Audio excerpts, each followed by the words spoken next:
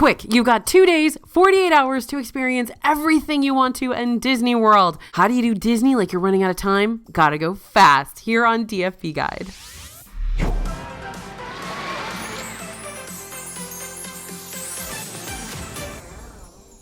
Hey everybody, it's AJ for Disney Food Blog. Weekend getaways to Disney World can be a ton of fun. You save money because you're going fewer days. You aren't emotionally, physically, mentally drained because you're going fewer days. And you won't have to use up all your vacation time because, say it with me, you're going fewer days. But with fewer days in the parks, that also means you got to make the most out of the time you're there to avoid squandering those precious hours and expensive hours in Disney World. How can you do that most effectively? By following all these steps. Just don't hate me for step 8. Promise? Okay. Now, if you need this whole game plan sent to your inbox, drop us your email at disneyfoodblog.com/2, that's the number 2 days.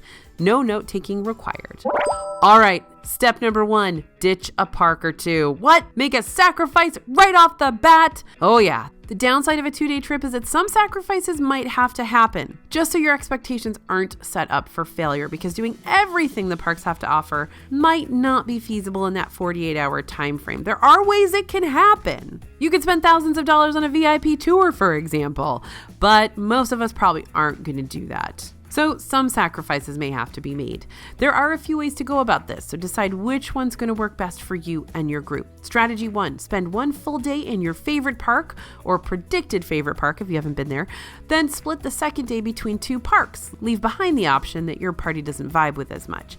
I'd recommend picking either Magic Kingdom or Epcot as your full day, since Magic Kingdom has the most rides to get through, and Epcot will more than likely have a festival going on that you'll want to fully explore. That said, if you love Star Wars or Toy Story, then Hollywood Studios is a good full day park because there are a lot of rides to get through in Hollywood Studios. Okay, strategy 2, choose your 2 favorite parks to spend 2 full days in. If you don't want to invest in park hopper tickets, which I'm going to talk about soon, then you want to choose the parks you'll get your money's worth during those 2 days. The parks you choose will more than likely depend on what type of vacation you're wanting to experience, aka a vacation with nonstop action jam-packed in 2 days' time, or something more relaxing like a palate cleanser from some super uptight work days. I'll also talk about this more in depth because, well, it's important stuff. You need to make sure everyone's on the same wavelength after all. Just being in sync with your travel group will save you lots of time as is. And strategy 3, say, forget that, AJ, I want to see all 4 parks. If that's you, you'll want to go ahead and spend the extra $65 per ticket for those park hopper capabilities. That way you can hit up 2 parks in 1 day for both days. But again, keep in mind that you'll only be getting the sampler portions of each park. So don't be disappointed if you have to skip over some things along the way. Okay, next step, make mobile order your BFF. Standing in a physical line is so 2018. Mobile order's been around for a long time now, thanks to the My Disney Experience app, so save yourself time and use it for quick service restaurants and select merchandise stores. When you mobile order your food from the My Disney Experience app, you'll be able to select an arrival window. Try placing your mobile order for a non-peak dining time for a lunch later or earlier dinner. If you select an arrival window during peak dining times, you might find yourself having to wait anyway, since lots of guests are going to be choosing that as their return window, which will defeat the purpose of mobile ordering to avoid a physical wait. But if you order food between 1 and 4 p.m., you'll have a better chance of avoiding a long return line, plus you'll have a much easier time finding a seat at the restaurant. As far as mobile checkout at select Disney World gift shops is concerned, it's both my BFF and worst enemy. We love it because you can avoid the physical line at gift shops when checking out souvenirs. All you got to do is open the My Disney Experience app, tap on the plus icon at the bottom of the screen, select Shop in Store, choose the store you're currently shopping in, and scan the item you're wanting to buy with your smartphone's camera. As long as all your card information is linked to your Disney account ahead of time, you'll be able to purchase items right then and there. Just make sure to show a cast member at the front of the store your digital receipt before you leave. And why is this nifty little tool also our worst enemy? Because it's too easy. We can't tell you how many times we've walked past yet another Disney World mug that we totally don't need and gone, yeah, I need that, and just scanned it, and there it goes. That app function is dangerous. Okay, step 3, know what you want to order beforehand. Please tell me you relate with this scenario. You're at a restaurant for dinner with your friend. You've already looked over the menu that morning and know exactly what you want. The server comes around the corner and asks if you're ready to order, but before you can say, oh yeah, I've been ready since this morning, your friend betrays you and goes, can you give us some more time, please? Excuse you, you need more time. Now your friend has to look over the entire menu while you could have put your order in right then and there and got your food sooner and ridden another ride. Now, I'm being dramatic, I am aware, But knowing what you want to eat before you get to the parks really can save you so much time and prevent you and your group from doing the whole, what do you want for dinner? I don't know. What do you want for dinner? Exchange. That's a particularly good idea when it comes to dining around the Epcot festivals. Instead of going from booth to booth, mulling over your options all the way around World Showcase and wasting a ton of time, you can always check out one of our festival guides ahead of time from the DFB store to look over our reviews of all the different festival foods. You can even get a discount on any of our guides by entering the code YouTube before checking out. We've also got reviews of every single restaurant on our website, and of course there's menus for all the restaurants that you can look at ahead of time. So save that precious expensive time in the parks by doing your research ahead of time, knowing what the menus are, knowing where you want to go, making those reservations, and knowing what you want to order when you get there. We've also got our Best of the Fest videos, which we release after the start of every festival. So if you are doing a festival in Epcot, you know which foods and drinks are our personal favorites that you might want to prioritize. Okay, step 4, prioritize. I promised you'd I'd come back to the super important point, and now I'm here. You're welcome. Before you decide on your hotel room, your dining, your park tickets, and all the little doodads in between, you and your group need to hash out how you want this trip to go down. Do you want this to be a relaxing weekend, spending 2 easygoing days in Disney World? Or do you want it to be a heavy hitter, spending 48 hours doing as much as possible in whatever parks you decide to visit? Why is this important to decide first? Because if wires in your group get crossed where one person wants to chill, hit up some lounges, hang out at the pool, and another person wants to use all early theme park entry, do every ride in Disney's Hollywood Studios, see all the shows, and stick around until the very end of every day, you're probably going to end up slowing down your trip just because ideas are clashing and arguments take time to smooth over. So get together with your group, talk over the details to make sure everyone's on the same page, decide if this is the type of trip where you want to prioritize rope dropping in the morning to knock out the hottest rides, or sleeping in and enjoying a nice character breakfast before meandering into the parks later in the day. And if you're doing this as a solo trip, then ignore me. Actually, don't ignore me. Even if you're traveling as a single rider, it's still good to know ahead of time what you personally want to take away from this self-care trip. Every time I go to Disney World alone, which is often, I do have a game plan of must-dos, things that I absolutely have to get done while I'm there. I leave a lot of time because y'all know I'm super bad at time management and I always underestimate how much time things are going to take, but I do have a checklist of a have to get dones. Okay, step 5, park hop when it makes sense. Another topic I promised I'd come back to was park hopping. So yay for keeping our promises. Park hopping can be a great way to hit up multiple parks when you've only got so many days to do so. But it can also bite you in the butt if you don't spend your park hopping time wisely.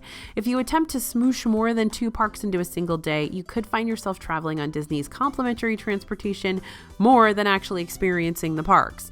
If this is your first time visiting the parks, keep in mind they're not like the parks in Anaheim, where you can just walk from Disneyland and on over to Disney California Adventure.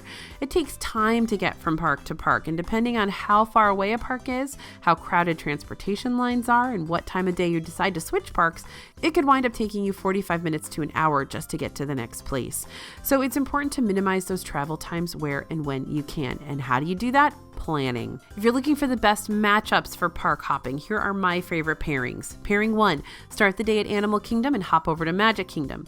Though I love Animal Kingdom with every fiber of my being, it's also the park with the least to do, so matching it up with the park that has the most to do is better than jumping to Magic Kingdom from one of the other 2 parks. Pairing 2, hit up Hollywood Studios and Epcot. It doesn't really matter which one you want to start at, so choose the one you feel like you'd be able to accomplish the most by 2 p.m. since you can't park hop to another place until after 2 every day. Both of these parks are connected to Disney's Skyliner system, making afternoon park hopping pretty painless and fast, unless there's a delay in the system for weather. Keep your eyes on that AccuWeather app the day of your visit to make sure Orlando's afternoon thunderstorms aren't going to escalate and throw a wrench into your Skyliner park hopping. Speaking of, always have a plan B for transportation if the Skyliner is your plan A.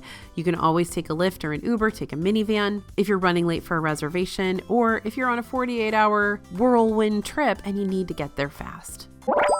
Step 6, consider budgeting in those extras. Since you don't have to worry about spending money for a week-long stay at a resort, spending money for a week's worth of Disney food, or spending money for more than 2 days worth of park tickets, you might want to consider splurging a little. If one of your big priorities for this weekend trip is to hit up as many rides as feasibly possible within a 48-hour time constraint, Disney Genie Plus can be a worthy investment for you. For $15 per person per day, you'll have access to the Lightning Lane reservation system for over 40 rides. Lightning Lanes are going to help you bypass the main queue lines for rides in exchange for a much shorter wait. Unfortunately, those top dog rides like Rise of the Resistance at Disney's Hollywood Studios, Guardians of the Galaxy Cosmic Rewind at Epcot, Seven Dwarfs Mine Train at Magic Kingdom, and Flight of Passage at Disney's Animal Kingdom will not be included in your Genie Plus purchase. Instead, you'll have to purchase Lightning Lane separately for each of these rides through the individual attraction selections, which are also part of the Disney Genie section of the My Disney Experience app. Confused? Don't worry, we have videos on all of that. These prices fluctuate depending on demand and time of year. But again, these IAS individual attraction selection reservations could be worth it for your 2-day trips since your time on Disney property will be shorter. And instead of waiting 2 hours for Rise of the Resistance, you get right on and then get to go wait 2 hours for Slinky Dog Dash instead. But hey, that's 2 rides in 2 hours instead of 1. Now, it's not a bad idea to try out those single rider lines when available. Rides like Expedition Everest in Animal Kingdom, Test Track in Epcot, Millennium Falcon Smuggler's Run, and Rock and Roller Coaster in Hollywood Studios each have a single rider line available that may cut down your wait time, but will break up your group if you're traveling with friends and family. And by break up, I don't mean that you guys will never speak to each other again. I just mean that the single rider line works where they fill in the gaps in the ride vehicles with single riders, so you probably won't get to ride with your buds. Okay, next step, use those early and extended hours. Staying directly at a Disney World hotel during a 2-day trip isn't just going to save you travel time getting to the parks, it's going to reward you with more time in the parks. All the Disney World owned resorts and several of the Good Neighbor hotels grant guests the lovely little benefit called early theme park entry, which allows you to enter any of the 4 parks on any day of the week 30 minutes before the parks officially open to the public, as long as you have a park pass reservation. 30 minutes may not seem like a lot of time, but they're a great way to get in line for those IAS-worthy rides and cut down your overall wait without having to pay for a Lightning Lane.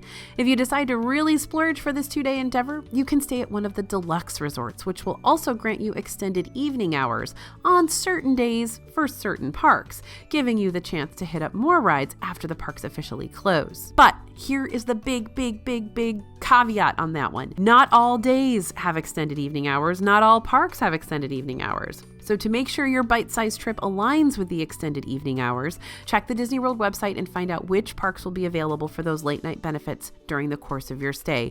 2 extra hours in a park is a long time, my friends, and it could be worth staying at a deluxe resort for that purpose, but make sure you're there on a day where you can actually get access to an extended hour park. And here we are at step number 8. Decide if the fireworks are a priority for you. Remember, you already promised me you wouldn't hate me for this. Nighttime spectaculars are really fun. Some may say you haven't truly gone to Disney World if you haven't watched fireworks ignite the night sky over Cinderella Castle. And if you're one of those people, I get it. Those shows can be magical. But they are also a giant time suck. And I'm not just throwing fireworks shows under the bus here. Parades are the same way. You're going to spend a lot of time scouting out a good viewing spot for these shows, at least 30 minutes in advance, and then you got to watch the show, which will take you another 15 minutes, and then you got to deal with the mass exodus leaving the show, which is a major pain when you're stuck in the middle of it all like a fish swimming against the current. Once again, this all backtracks to where your priorities lie for this trip. And if your priorities are go, all the rides now, then slowing down to experience a show might be less enjoyable and make you feel more antsy than anything. And I'm talking to you high maintenance planners like me. That's right. You know how stressed out you feel when you're sitting there watching a show and you're like, I could be in line for a ride. Now, show times are actually a great time to get in line for the park's more popular rides, especially for those nighttime spectaculars. Bria's got an anecdote for you because she just took a 2-day trip to Disney World. Hey everyone, Bria here. Now I know this sounds blasphemous, but I tend to use this strategy all the time if I want to maximize my time in the parks. So if I choose to skip Harmonious over an Epcot during my trip, which can be really hard to do because I love that show so much, I'll usually choose to get in line for Frozen Ever After. If I go during Harmonious, I'm usually waiting about 15 to 20 minutes rather than 45 to 60 minutes like it can rack up to during the day. And during Disney Enchantment over in Magic Kingdom, I'll just head on over to Big Thunder Mountain Railroad. If I can time my ride through just right, I can catch the fireworks while I'm riding the coaster. So it's like having your cake and eating it too. Okay, and step 9, avoid backtracking. Whether you decide on making this 48-hour spectacle a relaxing getaway or one that'll definitely get you over your daily step count for the day, all your plans can be put on pause if you have to go back to the hotel room for any reason. So here's how to avoid that. First, If it's going to threaten to rain, or you know you're going to hit up a water ride and you don't want to wear soaked clothes around the parks for an extended period of time, most specifically socks, then pack a change of clothes just in case. You'll also need some sort of separate plastic bag to keep your wet clothes in to prevent getting your park backpack all soggy. Second, wait to buy bulky souvenirs till the end of the trip. That way you don't have to drop them off in the room midday, since resort hotel delivery still has yet to return to the gift shops. Third, if you want to skip the afternoon nap, plan on doing something chill in the parks once midday approaches. Hit up a show like the American Adventure in Epcot, take a ride along the Liberty Square riverboat in Magic Kingdom, watch Beauty and the Beast live on stage or Indiana Jones Epic Stunt Spectacular in Disney's Hollywood Studios. Literally just vibe in Disney's Animal Kingdom. There are so many relaxing sections of that park, it's hard to name them all. So the afternoons are a great time for booking table service restaurants. That way you'll be off your feet in the AC and refueling before getting back into the action. I can't tell you how much that makes a difference in your park day. Just taking 30 minutes or so to sit down, get off your feet, have some AC, maybe charge your phone a little bit. You really, really will feel refreshed. It'll be like your second wind to keep going on your spectacular day. Okay, step 10. Just keep swimming. Yep, Dory said it best. When life gets you down, just keep swimming. You can have a flawless itinerary and there will be lots of hiccups during your trip that'll threaten to throw you off course. I promise, happens to all of us.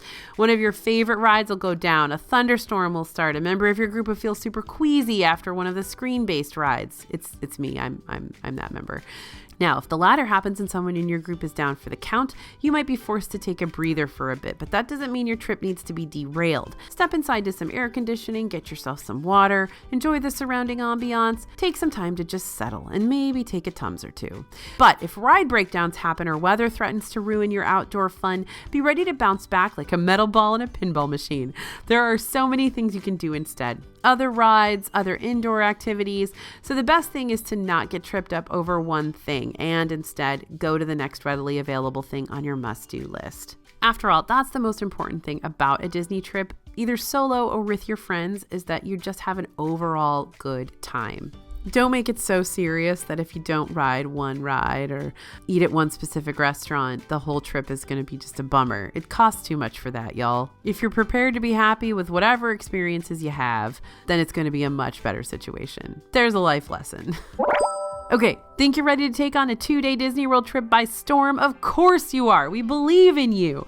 But before you hop on a plane or get in a car and get your trip started, definitely study up a bit on the hotels, restaurants, rides, all of it. Lucky for you, we got a ton of videos getting into the nitty-gritty details of park planning, ranking the hotels, ranking the restaurants, ranking the rides. So make sure to check them out and enjoy your 48 hours in Disney World. But don't forget to grab your cheat sheet of all this info at disneyfoodblog.com/2, that's the number 2, days. Thanks for listening, everyone, and thanks for watching. As always, this is AJ and Bria for Disney Food Blog, and we'll see you real soon.